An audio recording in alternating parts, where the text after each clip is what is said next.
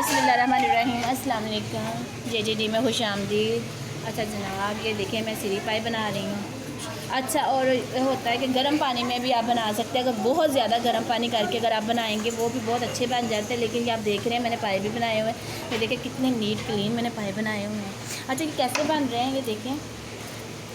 इसको आपने गर्म करना है। जैसे ही आपने गर्म किया, इसको पकड़ा और ना इसको, यानी कि इसके सारे बाल जल जाने के बाद नहीं, जैसे नॉर्मल से इस तरह होंगे। मैं आपको भी दिखाती हूँ। आप साथ साथ छुरी के साथ आप कोई यहाँ पर के छुरी ले लें, उसके साथ आप करेंगे ना, ये इजीली ऐसे इसका होता जाएगा और ये उतरते जाएगा और इस तरह नीट क्लीन सा हो जाएगा। ठहरें अभी।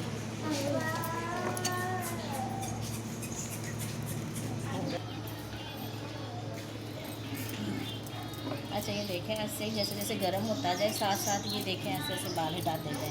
ये गर्म पानी से डाल से भी ज़्यादा जल्दी इस तरह हो जाता है। देखें, लेकिन भूनने से ज़्यादा ही अच्छा लगता है पानी की निस्बत मुझे साफ करना।